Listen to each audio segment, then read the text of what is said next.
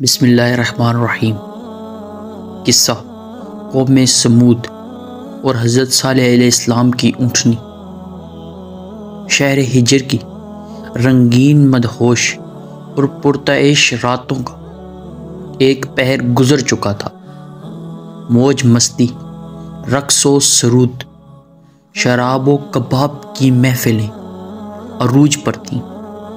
محلات سے بازاروں تک، گھروں سے گلی کوچوں تک، صحراؤں سے میدانوں تک غیر اخلاقی حرکات اور مکروہ دھندوں نے احترام آدمیت کی دھجیاں بکھیر کر رکھ دی تھیں۔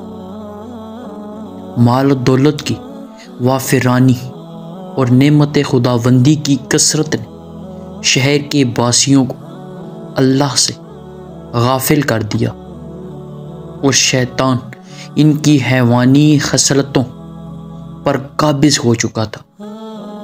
یہ ان کا روز و شب کا معمول تھا۔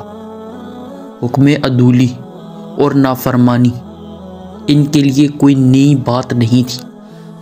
ہاں، اگر کوئی نئی بات تھی تو وہ اللہ کے نبی حضرت صالح علیہ السلام کا یہ فرمان تھا کہ اے میری قوم، تمہارے پاس عیش و عشرت کے لیے صرف 3 دن بچے ہیں۔ اس کے بعد تم پر سخت ترین عذاب آ جائے گا۔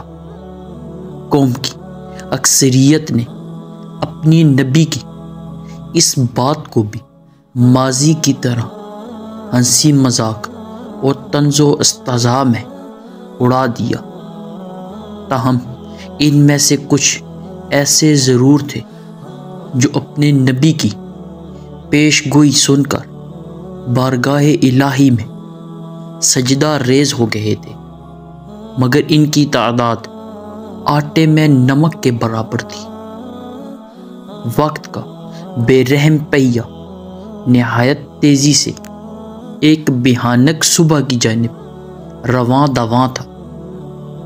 رات بھر کی موج مستی سے تھکے ہارے لوگ اپنے اپنے گھر جانے کو تھے کہ اچانک انہیں ایک بڑی زور کی جھنگھاڑ کی صورت میں عذاب نے پکڑا۔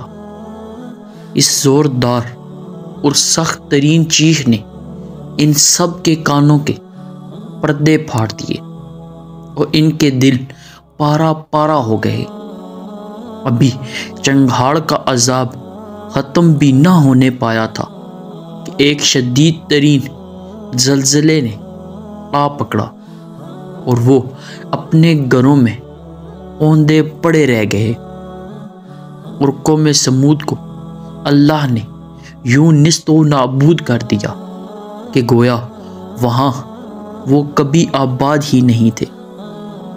یوں اللہ تعالیٰ نے نافرمانی اور متکبر قوم سمود کو ہمیشہ کے لیے عبرت کا نشان بنا کر رہتی دنیا تک کے مغرور، بد اعمال اور نافرمان لوگوں کو متنبہ فرما دیا کہ نہ صرف آخرت بلکہ دنیا میں بھی تمہارے لیے سخت ترین عذاب موجود ہے۔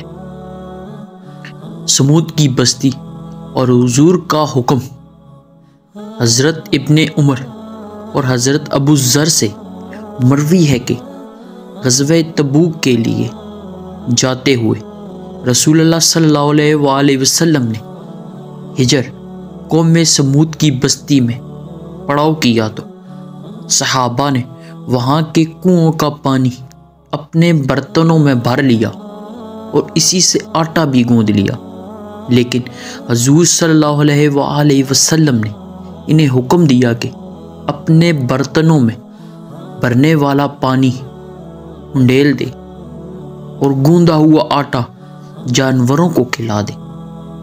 پھر آپ نے فرمایا کہ اس کنویں سے پانی لیں جس سے حضرت صالح علیہ السلام کی اونٹنی پانی پیا کرتی تھی۔